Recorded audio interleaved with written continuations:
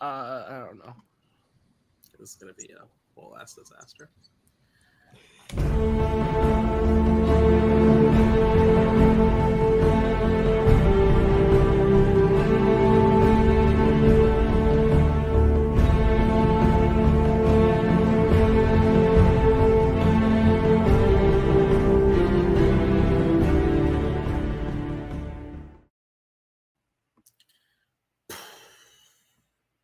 So, picture this, the most racist movie we've ever seen wins Best Picture. Hello, everyone, and welcome back to Picture This, the Best Picture movie review show hosted by the person who's seen the least amount of them. It's week 4 of our now seemingly endless quest to watch all the Best Picture winners, and things are gonna get spicy. My name is Alex, and I almost boycotted this episode on principle. Here because I almost boycotted this episode on principle is Jack Binshot. Here with this week's highest rating, we call him Cimarron. It's Matthew Chen. Sorry. Here to talk me off the ledge, it's Adelaide Spence. Already did it. And just to make sure this week's episode has the highest recommended amount of salt possible, it's Kaleb Coho. It can't be that bad, right, guys? It can't be that bad. Wrong. Oh Well, my god. We did it, fam. We watched Cimarron. And I can honestly say 20 minutes in, I was on suicide watch. Some of us watched these movies together, and about 20 minutes in, I was ready to give up the show, at least for the week. This is like, okay, like I know we used to have like an order of these things. We all made it this week, so no one's gonna get yelled out for their, for not being here. This is the worst maybe movie. This is the worst put together movie I think I've ever seen. Just like in general, it's bad. I don't like it. This is gonna be like probably a short episode, honestly. I don't know if y'all have other stuff y'all have to do tonight. So I guess we go to this is going to be like a really weird one. I don't really know what he's going to talk about because I don't know that this movie has a coherent plot. We go now to Kaleb Coho with the Plot Boy remedial exercise. So the year's 1889. And I go, it can't be that bad. It's the Oklahoma land rush. It starts with a shot of thousands of people just sitting on the border of Oklahoma. And let's be honest, this is the most people that have been excited to go to Oklahoma since the creation of the state. And now, I guarantee you, double that population would do the same thing to get the fuck out of Oklahoma. When you look at this fucking cast of people, we see everyone sitting there, and all of a sudden, there's like a bunch of people start yelling, "Oh, it's Yancey! It's Yancey!" And I'm like, "Who the fuck is this?" Fucking Yancey Cravat is the name that we decided to give our protagonist. That was a conscious choice to name our protagonist maybe the ugliest name I've ever heard on film. And he comes trotting in with his horse like he's fucking 1880s James Bond or something. And this fucker's just like, hey, I'm like a fucking Elvis Presley before Elvis Presley, but I have none of the charisma. And fucking this one lady is sitting there. I think her name is Dixie Lee, and she's apparently a hooker. And she's sitting there, and then they're talking about he has his eye on a piece of land. The gunshot goes off, and we spend the next, I shit you not, I timed it, 5 minutes and 18 seconds on people running. Okay. I'm going to say this. This, first, 5 minutes of the movie, introducing to the characters, everyone on their fucking, horse-drawn carriages, the only part of the movie that's bearable. I think it's watchable. It's okay. Nothing else after it. This is it's all right. Oh, no. When I first messaged the group chat, I went, it can't be that bad, right? I was watching the opening 10, 15 minutes. Yeah, I will say the first 15 minutes of this movie are mid. They're serviceable. They are fine. And hang on. They're also out of a completely different movie. Yeah, they are. The rest of Cimarron is nothing Not like like this. this. No. Like the scene. Okay, and they say people run. People don't run. People get into chariots and yeehaw it for like several miles. They literally hoof it. Yeah, they just go on and on and on. And like, if this wasn't like a Hollywood production, the people would just be crashing into each other. Because like they're some people do. Oh, some of them do. Some of them actually straight up carriages hitting each other. And then we get to this part where Yancey, I'm gonna call him Lil Yeezy, he trots his ass up to like a small creek gorge thing. It doesn't look that steep. That's the point. And he runs his horse across it. He's all good. And then Hooker Dixie Lee trots her ass up. Horse goes down, breaks its leg, supposedly. We don't see it get its leg broken, and she tells him the leg's broken, and then he pulls out his gun and he shoots the horse. Turns around, she is yeehawing on his horse, only 20 yards away. They could have walked the distance. Instead, she takes the horse and gallops 20 yards away to plant the flag in his spot. Which, first of all, that's like walking distance. I don't know why she had to take the horse. You would think she was going to ride like 17 miles away to get his land. But like, weird moment. And then what does he do? He sad boy Barrett's himself back to fucking, is it Texas? Is he from Texas? I think he's from Texas. Something like that. He goes back, and this is where I go, it can't be that bad, right? Because it's the worst character in film that we've had yet. Ladies and gentlemen, we're eating dinner at the Caravat residence, and here they are sitting there in, I guess it's Kansas, and he wants to build his ranch, and instead he goes home, and fucking his mom, is it his mom or his mother-in-law? Someone maternal figure is like, that was a wasted opportunity. You're a moron. Don't go back. There's no point. And he goes, but it's the opportunity of a lifetime, which he'll say at least 20,000 times more in this film. And then it pans up, and sitting there, laying on like a swinging, like a chandelier light fixture thing, is a little boy named Isaiah, who is literally waving a feather to fan the people at the table.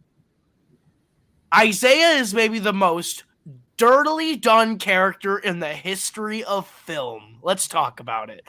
Fucking Isaiah is a character throughout this entire thing I watch and go, oof, I hate everything about this. Until he gets, by the way, there are spoilers. This motherfucker gets shot and killed. He's like a 9-year-old boy.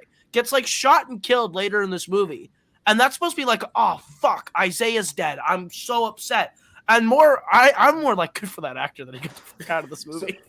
Let's be. This is one of the most racist caricatures I have ever seen. So I've seen a lot of classic films where this is more popular, but like one of the worst things I've seen. And then you still take maybe your only minority character in the fucking story and kill him halfway through. Yeah. Well, I'm going to stop you right there, Spence. Then becomes no representation. I'm going to stop you right there, Spence, because don't worry. If you thought this was just racist towards black people, don't worry. We haven't gone to the Native Americans yet. Oh boy, we'll get there. We're gonna get there. You know what though? Let's talk about Isaiah for a solid minute. Yeah. We're gonna skip around in the timeline for Isaiah, but it's important to know that I hate the character Isaiah. And if you want to get a real feel, because I don't actually want you to watch Cimarron. I don't think it's important. Don't watch Cimarron. You're gonna miss anything. I think it's a badly made movie. Even if you did watch it, and I did watch it, I watched all of it. I have proof. I have eyewitness that says I watched all of it. I don't think you're going to get that much out of it.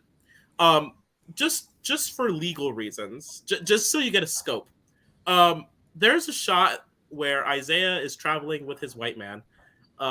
You know how you do. how you do it. How you do in the 1880s, apparently. How you do that your white man is moving, so you have to move with him. That's No. Let's be very clear. He does not have to move. He can stay with his family. No. He you desperately need to go with your white man. It's begs. important. Yeah, you have to beg. Begs his white man to go with him, while I think they're his parents are also. I think they're his parents or his guardians of some sort. Also work in the house for the maternal figure. And they're like, you're not going anywhere, you dumb shit. Get off this fixture. Because he is hanging, suspended in the air. He is suspended in the air on a chandelier, which I assume is what they asked him to do. And he falls ass first into the cake. And that's supposed to be funny. And then they pull him off, and they beat him for it. Yep. And you're like, what the shit, movie? And then before he can get beat, is begging Yancey, take me with you to Oklahoma. And eventually he straight up yeets away from the people that he knows and his family, apparently, to go with, like you said, go with his white man to Oklahoma. Rolls himself into a carpet.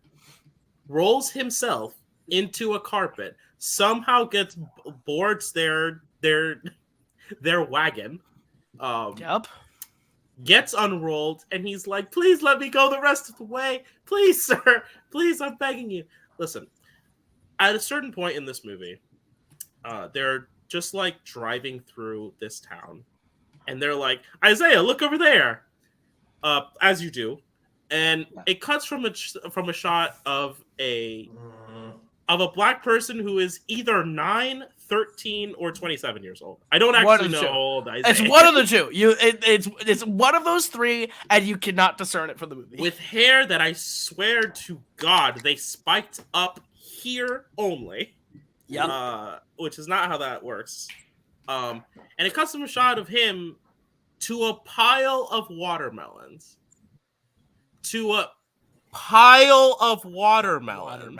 And he's like, ooh. Now, look. It is at the point of the show that I have to say that no one on this show is cool with this. We do have to talk about it. A, because it's hilarious that this happened at all. And B, to say that, we don't like it. I don't approve. No, this movie's extremely racist. And that's the thing that I hate.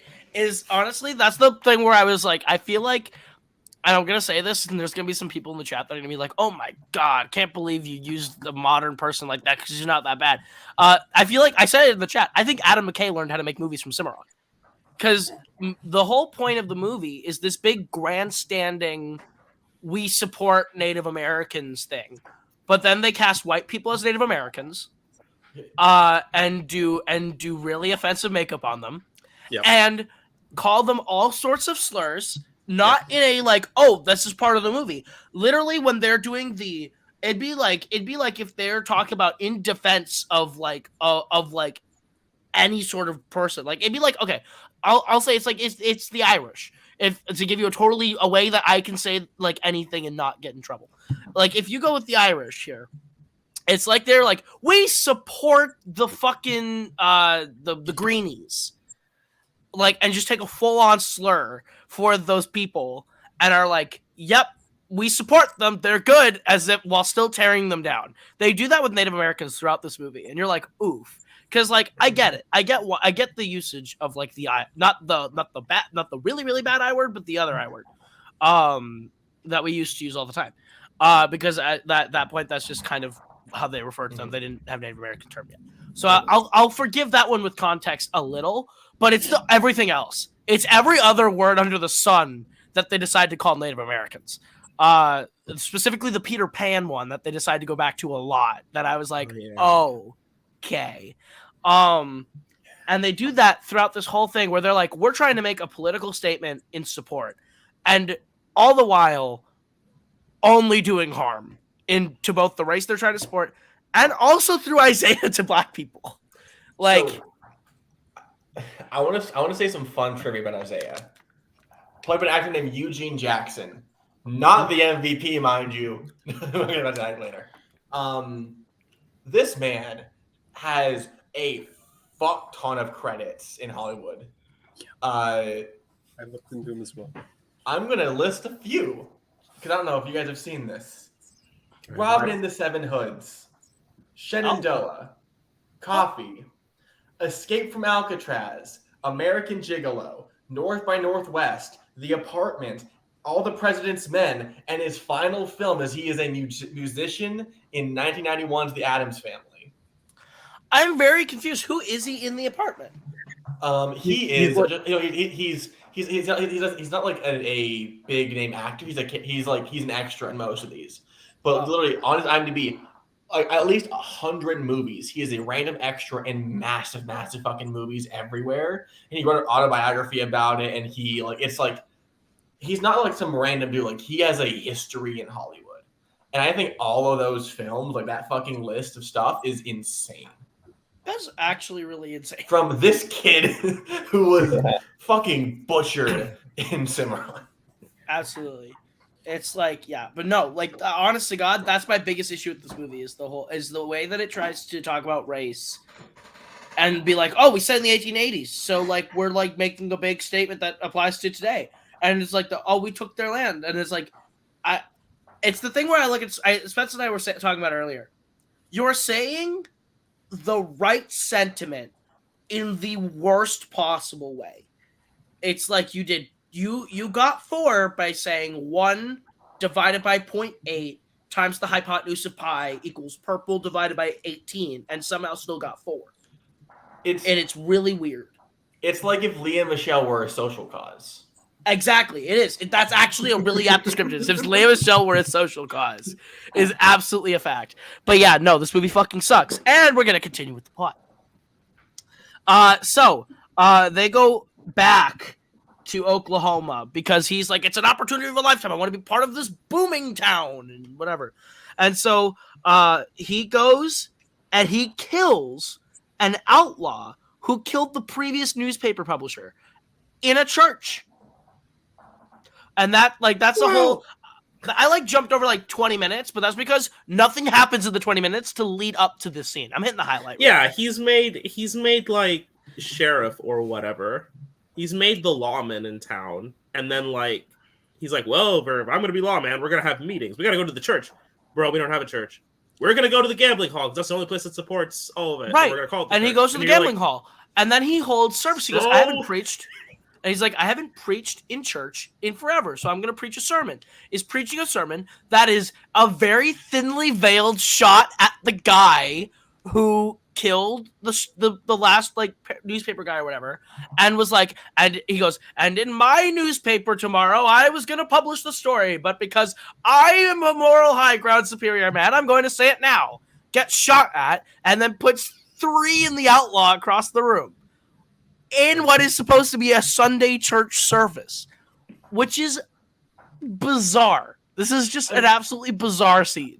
I mean, News of the World does exist. It's not out of the realm of possibility. Well, the difference is News of the World is not church. News of the World is I'm a traveling newspaper reader. I travel around and read the news to people. So I'm in a bar at a sanctioned event in town reading the news in super entertaining fashion to people who don't get the news. And that's what that is. Whereas in this one, he's like, I'm giving a religious sermon to people of different denominations and even religions, and using their faith and using their faith to better his own political aspirations and career as a newspaper guy and expose a killer in the room. That sounds so familiar. I wonder where that would come from. Anyways, I like how there's just one Jewish guy that's like, is it cool that I'm here? And he's like, yeah. It's a weird. That was the weirdest inclusion. That's the weirdest scene where straight up he's like, "Oh, and I'm saying all the different Christians and all the different denominations of Christians," and then there's a Jewish man in the front row and he goes, "I'm Jewish. Is that okay? Is that cool? Am I good? Am I okay?" And then he specifically stopped to even shout out the group of Native Americans sitting in the back of the room, and it's like it's okay that you're whatever religion you are or pagan or whatever he says, and you're like, "The fuck, dude? The fuck." Fucking asinine. By the way, we're 30 minutes in. This is 30 minutes into a 2 hour minutes movie. I 2 title cards have happened at this point, I think. As Ko goes through the plot, I want you to imagine that every time it's like, oh, that's a jump. It's because every other fucking scene, 3 years later, here's a title card. There is no through line. There is no fucking connecting piece. It's just shit happens in the West. They're racist, but you like them. Spence literally said it the other day too when we were talking about the movie. Was like it feels like they adapted a book, but only every 5 chapters, and that is so accurate. That is so accurate. That is so accurate. It hurts. Because by the time we get to the end, I'm like, the fuck happened? We jumped like 40 years to get to this final 30 scene. 30 years later, and for what? For what? Just so we can see the end point of their lives? Like, what's going on? No, literally, Jack, Adelaide, and I watched together, and then the final title card comes up, and it's like 20, 30 years later, and I'm like, no! Come back here. What do you mean 30 years later? Get back here, movie. You have some splaining to do. It's the fucking... Okay, so back to this. Oh, he decides to set up a weekly newspaper. Can we talk about what he decides to call it? He calls it the Oklahoma Wigwam. That's right. He calls it the Oklahoma Wigwam because racism. Anyway. Yeah.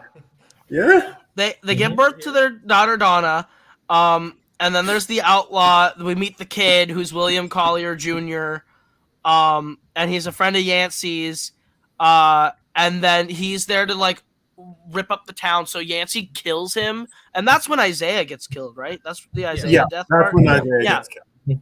Right. Also, I'm gonna stop you right there because the Isaiah character death is absolutely hilarious because he goes outside. He's okay. The gunfight starts. People say, "Everybody get inside. Stay away from the windows," which is a reasonable thing to do if you're gonna get shot at. If you go outside. He goes inside and stays inside, and then they make a point where they notice a kid's missing. Sure. Right? Yeah. And then Isaiah's like, I'll go get him. He didn't use it with that voice. What he said was worse, and you can imagine it. So he goes outside and gets shot he's shot, he goes down, and then he just stays bleeding there for a while before he ever tries to get up. And like, I get it. Shock. I understand. This is the moment where I messaged the group chat and said, no one talked to me about the editing of Bohemian Rhapsody ever again. Is this scene. Because this entire scene is, I think, at least a minute and a half is spent on staring at the dead body of Isaiah while action audibly is happening. And then we cut to it. And the action starts happening. Of a character lying down as you hear boom, boom, boom. And then, like, the action sucks as well. Like, I've seen, I remember All Quiet on the Western Front. There's good action to be found in old movies. The action here is like the foreground, and you can see the characters in the background, and the characters just like trying to parkour badly into like a ditch. Yes. Get out of a ditch and then shoot. It's so dumb. And what's worse is this. I genuinely think this is an editing mistake they made and released the movie anyway, where it's the static shot. There's a bunch of action happening. We cut back to the action, and then the audio's gone. I think they lined up the audio track wrong. So the audio is, and people, you could say it's our file. It's not. We all watched different files, and it was the same thing. Yeah. So it has to be the movie. And so, like, it's asinine. And, like, then it has this weird bleeding cut effect through different things happening where the audio is trying to catch up and pick up, and then eventually it catches up after all the action is done. And you're just like, who made this? Who made this action set piece? Who made this movie and allowed this to be a thing that existed? So then he's all guilty about the kid.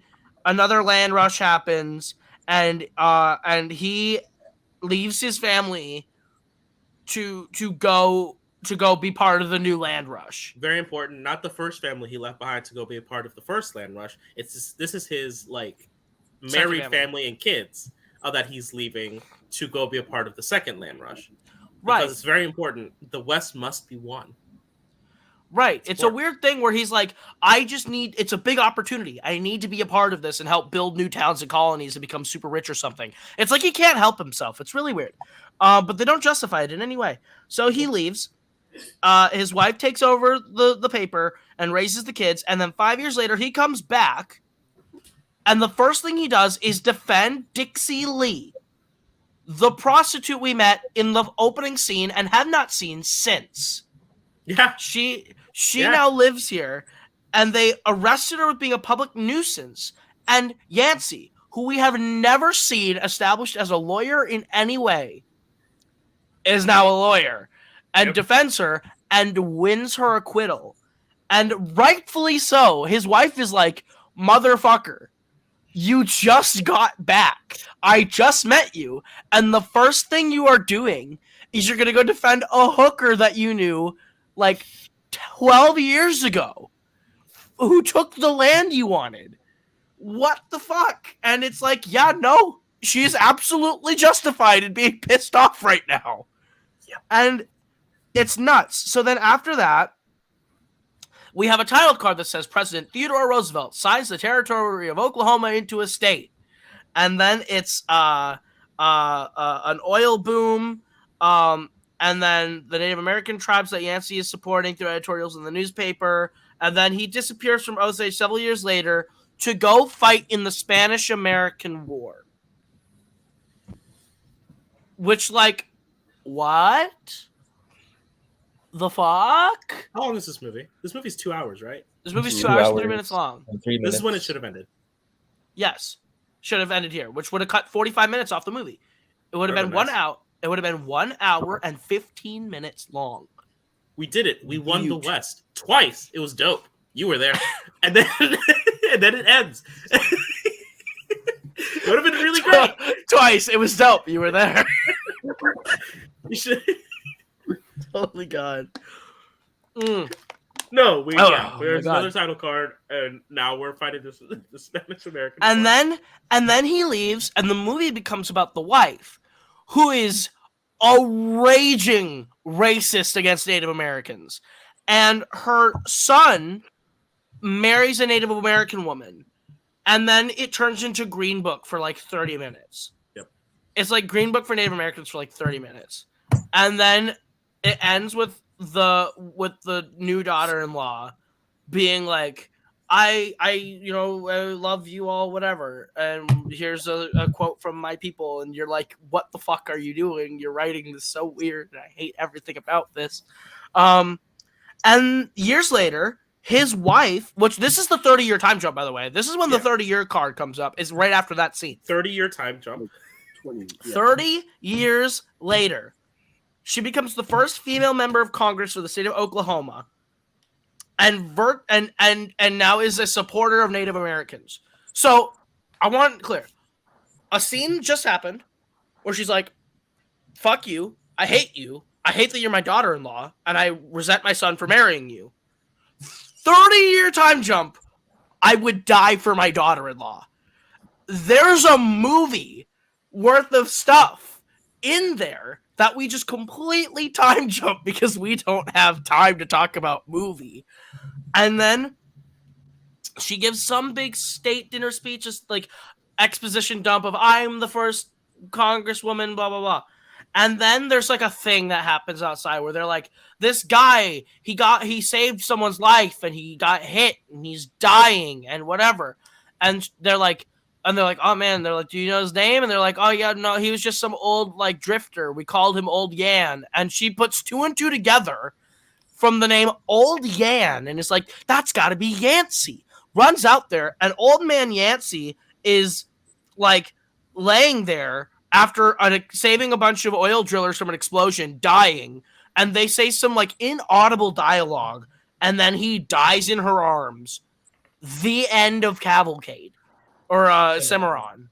Sorry, Cavalcade's in 2 weeks. Cimarron. Also, I want to clarify that I'm not stupid. The first and only time they say what this movie is about, it is her grandson's name or something. Like, her grandson's name is Cimarron? Is that what you're saying? I think so, because like at that big Yes, speech, Cimarron is the name. I thought the town was Cimarron. Okay. No, it's a person. I don't know. No. The town is Osage. I definitely heard of it, and Cimarron's a like, person. and her son Cimarron. Like, what the fuck? Yeah, I remember that. I don't remember that. Because I think mentally I was like, I'm done. I think mentally I was like, I'm over it. Also, I just wanted to point out the Native American woman that they have in the film being like, and my son's wife, a Native American. She's Mexican. Not even actual Native American. They just, this is too much effort. Yep. Well, there's actually no Native Americans cast in this movie. The people who play Native Americans in the church scene are white people in makeup. It's oof. Anyway, that's the end of the Plot Boy segment. I'm done. Yeah, Nice and short today. it's really Not a weird. lot. It's crazy because we didn't even stop to do any of our usual segments. So like, Oh, I think now, hey, let's go ahead and do this thing. How gay was my valley? Spence at the song. Welcome to the podcast of the podcast. How gay is my valley? My name is Kaleb Coho, and with me today is my co-host Adelaide Spence. And today we are going to talk about how gay is Cimarron in retrospect to the rest of the stuff. Can we put this at last and move on? Because this is not a very gay movie. Cimarron, Yeah. it's like a big fat 0. It's not gay Honestly, whatsoever. It's negative. It's Cimarron, why are you- homophobic. Like Why This are you movie, gay, this movie Cimarron? would be homophobic if it brought up anything gay. Nancy would call me slurs by just looking at me. Like I don't This want is to true. be around that man. This is true. So yeah, we'll just go ahead and we're gonna unanimously move this as fourth place on How Gay Was My Valley. Thank you so much. We'll be back next week. Spence up the song. I'm gonna start a new segment of this show called New podcast on the Laughing at- podcast. Yeah, new podcast with the podcast. We're gonna start now reading old reviews of Cimarron that are listed on its Wikipedia page. Because What's the name of the podcast? What are we calling it? laughing at old shit. We Hold call on, it the I'm gonna Caleb come up Bowman with a song. Experience. Okay, Oh, we're gonna call it the Kaleb Bowman Experience. Okay. yeah, we're gonna call it the Caleb Bowman Hour. He's tall, he's lanky, he's got glasses, he thinks he's Rivers Cuomo asses. This is the Kaleb Bowman Experiment. I love it. We said a different word every single time. So, hi, welcome to this part of the show where we were gonna read and laugh at old reviews of this movie because they're hilarious. Okay. A graphic and engrossing screen conception of Edna Ferber's widely read novel. Also, this is a novel. Actually, explains a lot. It won That's Best so Adapted fun. Screenplay, so yeah, this it's explains an a lot. adaptation. A great and Which worthy I'll tell you it doesn't deserve. wait. A great and worthy effort. This transcription of early Oklahoma life will be hailed as one of the high spots of the year. It has everything. Does it? What does it have? It doesn't have anything. RKO seems to have placed no restrictions upon making a lavish bona fide epic. Where was the epic? So I also want to really quick. I want to interject real quick because I have a fun fact that I just found from Wikipedia page Go also. on. Cimarron is one of 2 films in all of Oscars history to be nominated in every single eligible category. Ha! So Cimarron, It is one of the it is. greatest films ever if you ask the Oscars. The West Seattle Herald declared that it was even more powerful than the great story read by millions in America. Cimarron the picture is all that is gripping in Cimarron the story. Spectacular scenes abound in this production. Ouch. Assessing the film in 2009, James Berardinelli called it an excellent study on how tastes have changed over the years. Critically lauded at the time of its release, Cimarron was beloved by most who saw it. 8 decades later, it is frequently cited on lists as the most undeserving Academy Award winners and is rightfully impugnated for racist overtones and scattershot storytelling. So you can really see how the opinions of the world have changed in about 80 years or so. People were like, "This is great." I think that Well, leads us because into a we're not really great racist. discussion. I think that leads us into a great discussion where we can just straight up talk about how the fuck did this win Best Picture, guys?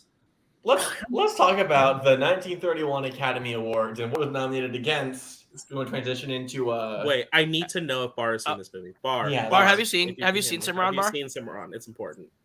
So And if you have, what did you give it, star-wise? Bar, Jack, if you've do seen we wanna Cimarron, what did you use- think of the scene with Isaiah in the watermelon pile? Bar.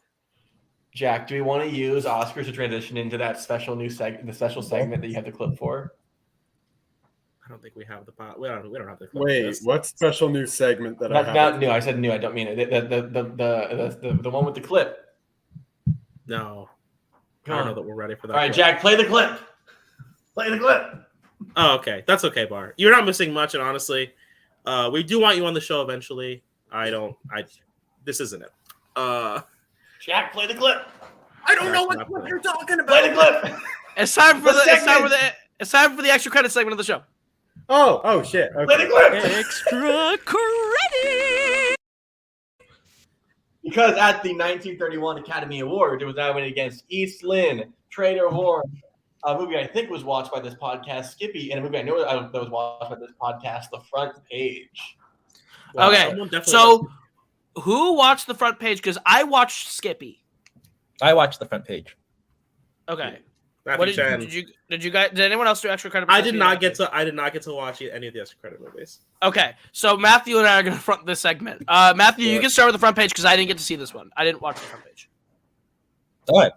So yes, it is better than Cimarron, but it's basically His Girl Friday, except not as funny. And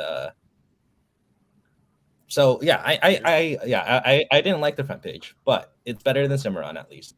And Okay. His Girl Friday That was- is like what- based on page. So Oh, okay. So what was the front page nominated for, Spence? In total. Let's see. You had one job, goddammit. You self-assigned Picture, yourself a job and didn't do it. Director, actor.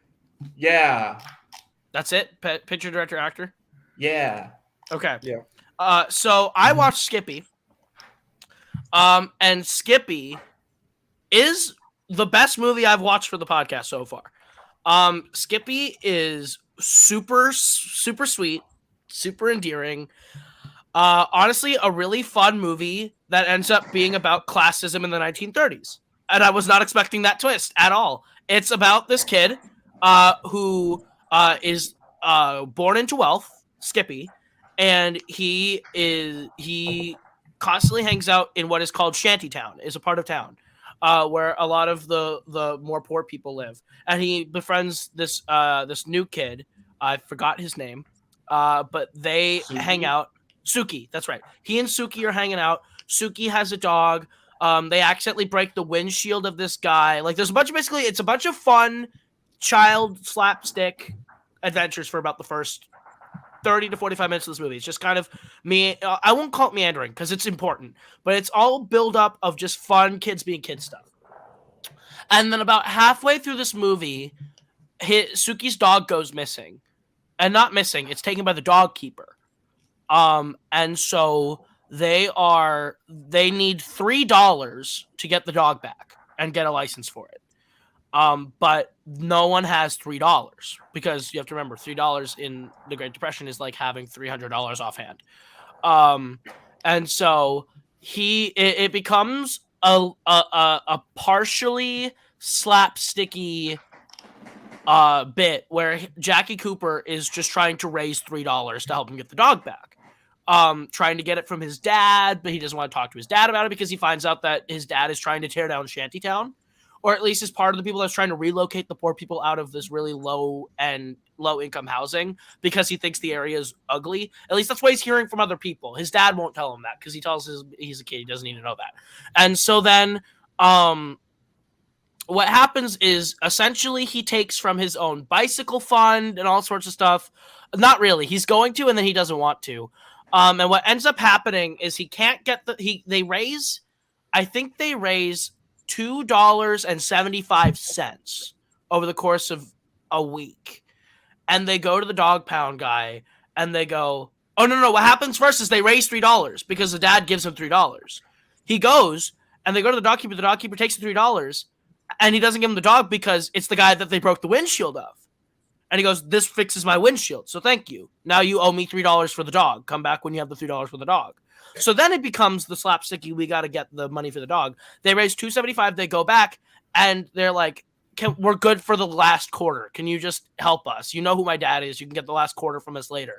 And he goes, I can't take it. And I go, why? And he goes, because we shot the dog. What? Because they put the dog down because that's what they do. When they've been there for a week, they only had a week before they put the dog down because it's a stray. It's a stray dog. And so they kill the dog. And there's a great moment before he goes where he was like, well, I just need a quarter. And his dad's like, well, we might have to take it out of your bicycle fund then because that's what he's been saving up for. And he goes, no, it's okay. It's all right. I'll get it later. And so then what happens is he comes home and he's destroyed. Skippy's like destroyed. because he's like, I could have saved the dog. I just had to sacrifice me being able to buy my bike, and he didn't even buy the bike. And so he comes home, and his dad's like, and he's like resentful and mad at his dad because his dad is supposedly behind the people getting rid of Shantytown, is not interested in helping poor people. And he's like, sits there and he's like, don't touch me. It's like an incredible scene from Jackie Cooper where he's like, don't touch me. And the dad leaves him alone. And the next day he comes downstairs and his bike is there. Like the bike is there. His dad bought him the bike to make him feel better because he kind of realizes that like he's never seen his son this distressed. And so he does the parent thing where he's like, I'm going to like, get him the thing he wants to make him feel better. And he gets the bike and he's riding it down the street and he sees his neighbor friend and she has a new dog. And he goes, I'll trade you my bicycle for your dog. Like as kids do. And he goes, and she's like, yeah, sure. So he gives up the bike that he's been wanting and takes the dog, goes to Sookie's and gives him the dog and goes, I got you a new dog and I want to come live with you, because he's so disgusted that his dad would tear down Shantytown. And then out of the house comes his dad, who already got them a new dog because he figured it all out. And so now Sookie has 2 dogs. And he's like, hey, why don't we walk through Shantytown? You can show me around and stuff. So the dad goes out of his way to start to understand Shantytown and people. And he's like, I'm not going to be part of tearing this down. We're going to change everything and all the policies and help make it better. And it's like a really like feel good ending. And then he goes and he's like, we'll get you another bike. Cause his dad's like a really rich doctor or something. So he's like, don't worry, we'll get you another bike. Cause I know I realized what you just did. So we're going to go get you another bike. And the best part is that the dad is like throwing a ball with them. And the dad breaks the dog keeper's windshield again. And then the dog keeper comes out. He's like, I'll fucking kill you. And the dad beats the shit out of the dog keeper and tells him to fuck off. And it ends on a big feel good moment. Skippy's like really fun. So anyway, long story short, that's the plot. Skippy is really sweet, really fun, and actually about classism in the 1930s and the Great Depression. And it's pretty good. It's actually a really good movie. I enjoyed it. I give it 4 stars. It's a good time. And it's definitely better than Cimarron by a lot. Jackie Cooper, I have not seen Lionel Barrymore in a Free Spirit or a Free Soul. I'm guessing Lionel Barrymore deserved to win, but Jackie Cooper is incredible in Skippy. For being 9 years old, is giving a phenomenal performance. And the only Oscar it won was Best Director for Norman Taurog, who is Jackie Cooper's uncle. And the direction of the movie is good. I wouldn't call it anything to give an Oscar to. But the script is written by Joseph L. Mankiewicz. And Skippy's screenplay is terrific. The screenplay for Skippy is terrific. And the fact that lost to Cimarron in screenplay is baffling, because even on paper, when you think about it, Skippy is a comedy, which is more on the writing, and Cimarron is supposed to be a big sweeping Western epic, which would be on the direction. So how the fuck does Cimarron win for writing and Skippy win for directing? That's just like a weird trade-off. But also, Skippy should have won director and screenplay, and it should not have been a contest over Cimarron. So there you go. For extra credit, I would rank Skippy as number 1. I don't know where Matthew would put the front page against the rest of our stuff. Other extra credits against it are Sunrise, The Divorcee, and In Old Arizona. So where among those, Matt? Well, I guess I haven't seen The Divorcee or In Old Arizona, so it would be kind of hard. I'll tell you right now. What is your star rating for? I gave it a 2. Okay, So see, then I would say it. I would put it below. I would say then for you, I'd put it below The Divorcee. I think you'd like The Divorcee more. I would say it's probably better than In Old Arizona. In Old Arizona is also a 2 for me, but it's not good. So that's fair. That'd be my guess. Anyway, that's the extra credit segment. I did want to bring up that I watched Maraca. It wasn't nominated for Best Picture, but it got 4 nominations at the Oscar ceremony. I was just interested, and I'm also just very interested in seeing Marlene Dietrich's filmography. I really other I've seen her in, she's great. But definitely the Best Actress award, but yeah, not the Best Picture nominees. This movie does bar, and it's fucking rad.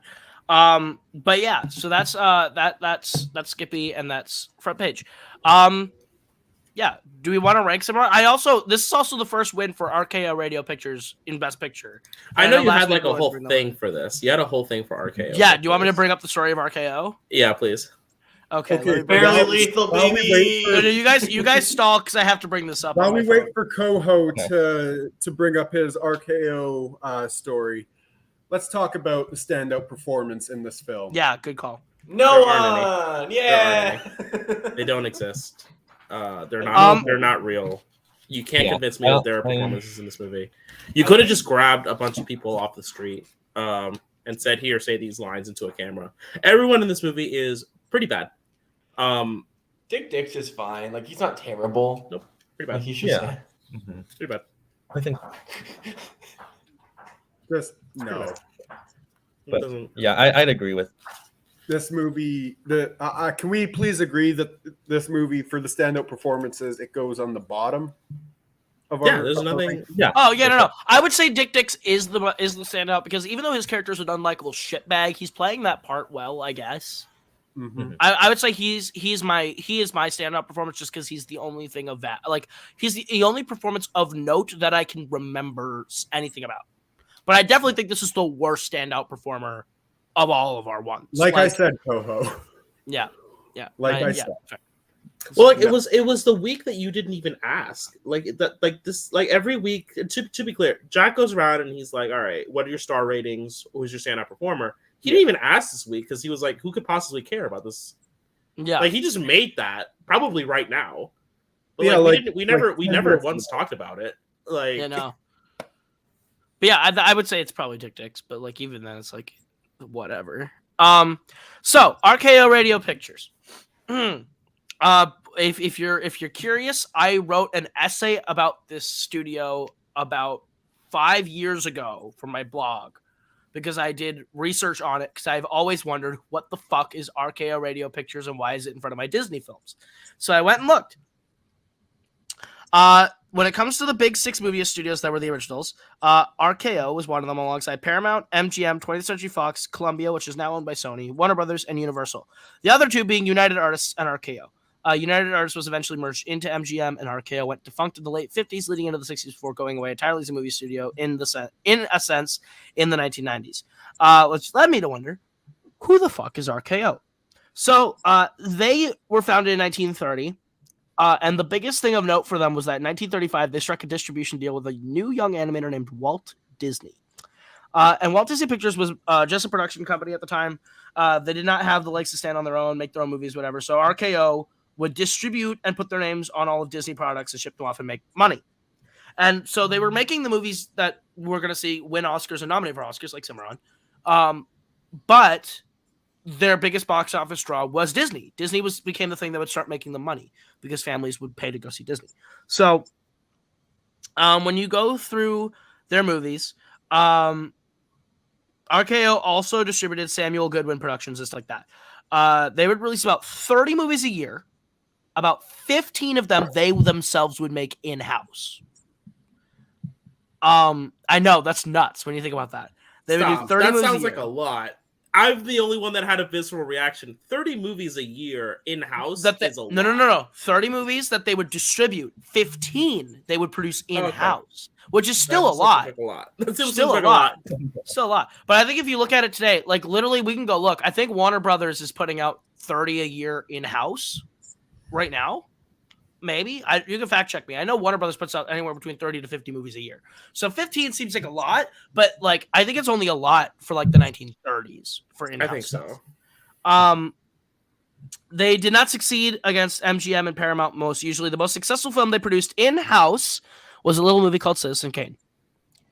And that in-house production was still deemed a box office failure by all sources that I could find at the time. Disney was their only reliable source of revenue for about 20 years of distributing Disney films. Walt thought he had accumulated enough money and popularity to open up Walt Disney Studios, including Walt Disney Animation Studios and Walt Disney Pictures. Disney left mainly because RKO was failing, and the studio was bought out in shares by, you guessed it, Howard Hughes in 1954. Yep.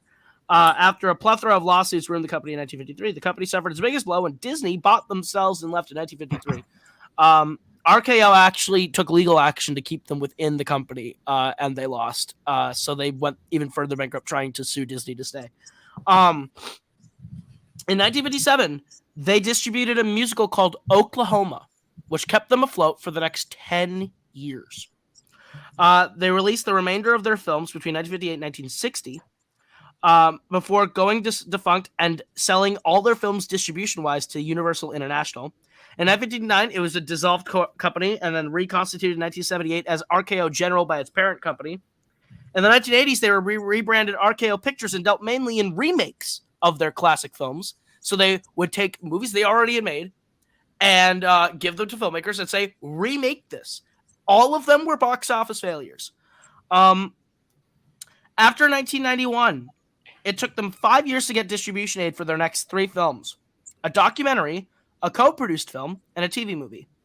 After 1998, they dealt in TV movies and often seek co-production. They released a 2002 TV movie, a 2006 direct-to-cable film, and a 2003 TV movie. In 2006, they released their first feature-length film in over 10 years, Laura Smiles. In 2007, they remade one of their classic films, getting distribution and production aid from Revolution Studios, Cuvision, and Columbia Pictures Sony. The film was called Are We There Yet? Yep. So if you recognize that one, it took them 5 years to release another film in co-production with Entertainment One called A Late Quartet. In 2015, they released their first totally independent film with wide release, which is actually incorrect because it ended up taking co-production from A24 to get this film a wide release. So distribution aid from A24, but they produced the whole thing in-house. And that movie was called Barely Lethal, starring Haley Steinfeld. It is the last film production made by RKO, who is now gone. Yep. They died almost 5 years. They died a little over, 7 years. They've been dead for 7 years now. But RKO, the studio that won Best Picture for Cimarron, no longer exists in any form, which is kind of nuts. Yeah, which means I think it's kind of nuts because if you think about it, if they've been able to keep Disney, do you think they become the Disney? Like, do they become Disney? Like, Disney is just RKO Pictures and they buy Marvel and all the shit that they do, and now it's RKO's Captain America Civil War and stuff like that instead of Disney. Like, I would hate Citizen Kane Civil War. Like, it's kind of nuts. Like, technically, Disney would not be a thing. Like, we would not have Disney today if RKO had been able to keep Disney under in-house. What if there was a Cimarron prequel with Dick Dix's dad, also played by Dick Dix, fighting with like a Confederate soldier in Civil War, and it'd be Cimarron Civil War? Oh my goodness. It is nuts. So yeah, that's the story of RKO. So whenever we talk about RKO in the next couple, weeks, is there ever going to be another RKO film? I think there's one. I think there's one. Yeah, there is one more. Is there one more? Which Best Use of one? Our Lives. The 3 hour and 40-minute masterpiece, apparently. What did you say? Best Use of Our Lives is 3 hours and 40 minutes. It's a long okay, movie. so there's Cimarron. They got a nomination for the 32 version of Little Women. Another nomination in 34 for The Gay Divorcee. Nominations in 30. Oh wow, 3 nominations in 35 with Alice Adams, The Informer, and Top Hat. Musical. Stage Door in 37. Love Affair in 39. Kitty Foal in 1940. Suspicion in 41. Crossfire in 47.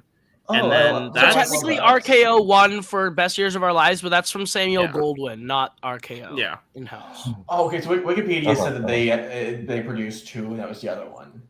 Yeah, RKO has technically never won Best Picture outside of the one in-house production of Cimarron. One and done, baby. You got the worst. Potentially, yeah. They got potentially. The fact that people have Crash below this really scares me. Well, it's because they're wrong. I haven't seen the thing. We'll see. Like, they can't be like. Okay, I was thinking like, what's the worst movie I could watch after this? Like, what's the worst movie that I own? Oh, Bar, not at all. No, it wasn't gay at all. Oh no. We talked about it. It's the worst movie. It's the least. It's gay. not even gay. It's anti-gay. It is pretty anti-gay. Like I think Crash. Like I know you think that there's like, oh, maybe he has tension with his old best friend who's like a criminal now. No, not even that. It's just like, hey, you're messing up my town, and he's like, yeah, I am. It's not like fun at someone all. Like sensually like play with play with the barrel of a gun. Like it's not even like not even trying. That's just like, hey, you, and he's like, yeah, what about it? It's just boring. It's just kind of like a bad movie. It's also like really put to. I can't stress enough. Yeah, I can't stress to you enough how badly put together this movie is. Audio drops just like in the middle of it. I said it again. I never, ever, ever want to hear that Bohemian Rhapsody is awful editing again. Because Bohemian Rhapsody looks like the best edited movie in comparison to Cimarron. Cimarron is maybe the most atrociously edited thing I've ever seen in my life. Hell, Wings and the Broadway Melody were better edited than this. Right. And honestly, those have like okay editing. Like, yeah, they just needed more editors. Holy shit. Anyway, but next week, or we have to rank. Wait, do we even have to do the rank this? Do we even have to rank? Yeah, let's do it. It's at the bottom. Yeah, 4. Yeah, does anyone think it is better than the Broadway Melody? The Broadway. Raise your hand if you do. I honestly, we should probably apologize to the Broadway Melody. We should. We called that shit. We did. Does any okay for real though? Hold on. Actually, raise your hand if you think it's better than the Broadway Melody. All right, it's the new number 4. Yeah, because like honestly, let's talk about it. We thought the Broadway Melody was shit, and it's in fact it's bad. Oh, it's bad. It's just no, it's bad, but it's like bad in a midway. This is just bad in like an incompetent way, like in a I don't know. With that, let's bring up Alex's score. Yeah, no, let's bring up the scores because it's important. I gave it a whole 0.5, and to be perfectly honest, if I didn't do this show, I would just not rank it. This is not a movie. Like, this is a series of vignettes for a book that I'm not going to read. You can't make me read this book. I'm not gonna. You can't make me. It's legally not required. Who's next? Yeah, who is? I'll let Jack decide. Jack, you go next. You decide. We'll go Spence's. Okay. Yeah, we agree. Movie shit. It is basically entirely incompetent other than the opening scene, which gives it a 0.5 and not a 0. If we get a 0 on this show, oh fucking boy. But no, I think anyone who has this above like 1 star, I think it's genuinely insane. This is pretty much entirely like incomprehensible, and nothing like it should ever happen again. I was gonna say I think it is nuts that this is the first Western win Best Picture, and then the next one is Dances with Wolves. I can't wait to watch Dances with Wolves because it can't. Dances with Wolves is the next Western win Best Picture after this, and I think that is insane. that I feel like this effectively in retrospect killed the Western at the Oscars. Yeah, and we never got another Western, and that's why True Grit is not a Best Picture winner. That's why Shane's not a Best Picture winner. That's why Shane's not. High Noon's not. Like a lot of movies that we consider good Westerns, like not Best Picture winners. Good Western's like an oxymoron if you think about it. Yeah. The Western is an oxymoron. The Western's won and it was a mistake. Yep. Yeah. But yeah, no, this movie's completely terrible, almost completely irredeemable in every conceivable way. I would forgive it maybe even a little if it had any technical value, but no. There's literally nothing of value in this film. I think to call it a Best Picture winner is a travesty and a really big blemish on what it means to win Best Picture at the Oscars. I cannot wait until we can just get out of the shit movies. I don't know how many shit movies we have to watch in this thing, but like I hear Grand Hotel's good. I hear Cavalcade's fine, and then we hit It Happened One Night, and we're off to the races. I've heard awful things about Cavalcade, so I'm scared. Like, here's the thing. I hear that Grand Hotel next week is going to be a delight, and then Cavalcade's bad, and then once we get to the other side of Cavalcade, it'll be smooth sailing for a long time. Because I know It Happened One Night is amazing. I love It Happened One Night, so I'm very excited to watch It Happen One Night. We watched it together when you watched it for the first time. I'm excited to watch it. Was that been about Schmidt? This is true. We did watch. Hey, David, you know what didn't win Best Picture? Star Wars. Yeah, it sucks. Yeah, no. I also we'll get there in 1977. Mid. That's Star Wars: A New Hope. You're insane. You're insane. Yeah, no. Here's the thing. Jack. I can't wait to get to 1977 and we have our first actual bloodbath Civil War, where like Spence and Alex are like did not deserve to win, and Jack and I are like fuck Annie Hall. Yeah, It's gonna come down to Matthew. Yeah. Annie Hall. Yeah, honestly. Bitch. Yeah, I've never seen Annie Hall, so I don't know what you're talking None about. of us have seen Annie Hall. Jack's I've seen seen it, Annie and he's Hall. like, I don't hate like it. Star Wars. Yeah, no, I just can't wait to 77 where we're just like. So what man. did Matthew give it? Yeah, Matthew, what'd you give Cimarron? Yeah. A star? Oh. Hold up. We don't usually have to defend our star ratings, but where's the... I'm gonna show where'd the Lady Bird extra- again just because of that. Put him on trial. What are we doing? Wait. No, it's just... I No, I mean, wanted to no. explain. Matthew Matthew's Chen's been movie here the whole opinions, time, what and the he's fuck? just been like, yeah, I saw that one movie. Like, Matthew, where did the extra star come from? Or the extra half star come from?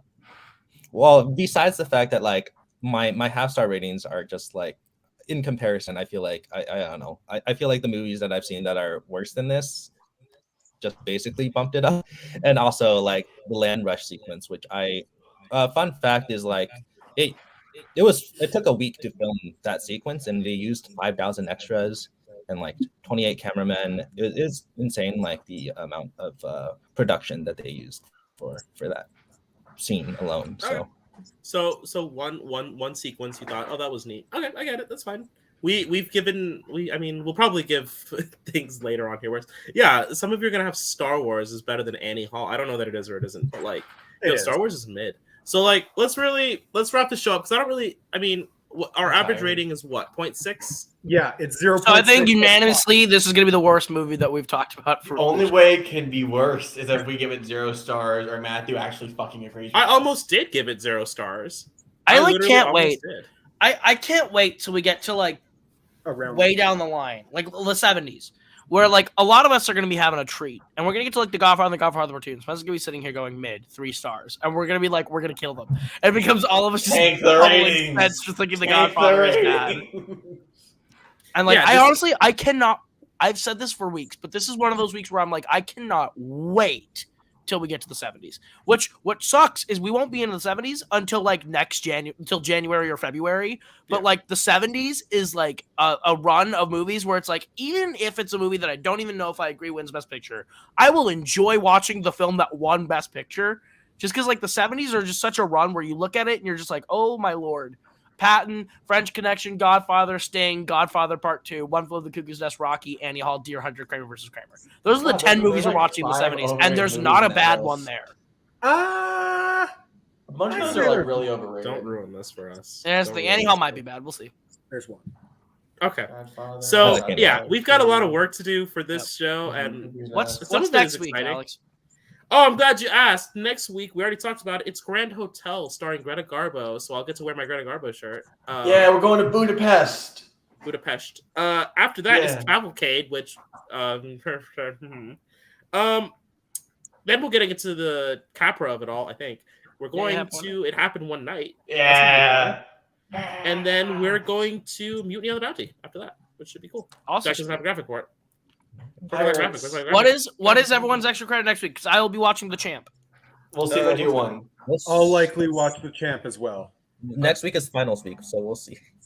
Okay, that's valid. But I'm gonna compare the two MGM Best Pictures. I'm gonna watch The Champ and Grand Hotel because The Champ won Best Actor, and next week is the only tie in the history of the Best Actor category where it was Frederick March for Dr. Jekyll and Mr. Hyde and Wallace Beery for The Champ. I have already seen Frederick March's performance of Dr. Jekyll and Mr. Hyde. I want to see what it tied with, so I can make a definitive statement next week. Who should have won Best Actor between the two, or is it a valid tie? And on top of that, Grand Hotel is the film that I didn't see it, but in 2018 I used it as precedent to champion Black Panther on to try and win Best Picture, because Grand Hotel is the only film until Coda to win Best Picture without a Best Director nomination. At all. And then also no Best Actor or Best Actress either. Like I think Grand Hotel literally had only one nomination for Best Picture and won Best Picture. Whereas Black Panther won Picture, was nominated for Best Picture and then had a bunch of technicals. Actually, I looked at the list. I'm gonna watch Shanghai Express because I want to watch more Dietrich films. Okay. And then the week after on Cavalcade, I'm letting you all know now. I'm doing my first ever week of extra credit hell. I'm gonna watch I'm going to be watching everything nominated for Best Picture, with the exceptions of A Farewell to Arms, She Done Him Wrong, Smiling Through, and Little Women. So I'm gonna watch. I will be watching Little Women. You're skipping two of the biggest books of all time. Yes, but I've seen Little Women, and I've heard this Little Women's ass, so I don't care. There's 10 movies nominated for Best Picture. I'm gonna be watching 6 of them, and I'm gonna be watching the 6 that are all in the National Film Registry. So I'm gonna watch the Capra movie that came out that year. I'm gonna watch the Best Actor winner that came out that year. I'm gonna watch State Fair, which just sounds delightful. I'm gonna watch I'm a Fugitive from a Chain Gang, which I actually really want to watch, and 42nd Street, which is the inspiration for an 80s musical, so I want to see that anyway. So that week, I'll come back with several extra credit films.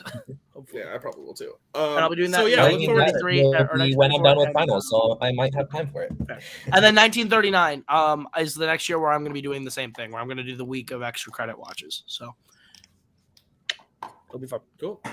So look forward to that, as Goho will drown himself in Best Picture nominations. It's going to be really funny. I will be the most informed person in the extra credit segment those weeks. I'm coming prepared. Oh yeah, and you're gonna significantly round out our letterboxd. Which, by the way, you should be following the letterboxd list if you're not. Please do. Yeah, Jax puts a lot of work into it to try and summary together our thoughts. So I guess that's it, because we've already done all the usual bullshit, and I'll be honest, I don't have a lot to say about this movie, and honestly, pretty good. It's amazing that this went a whole hour. Yeah. So for everyone here at Picture This, apologize to a person of color if you happen to see one, and goodbye. Sorry, Alex. I do wish we could chat longer, but I'm having an old friend for dinner. Bye.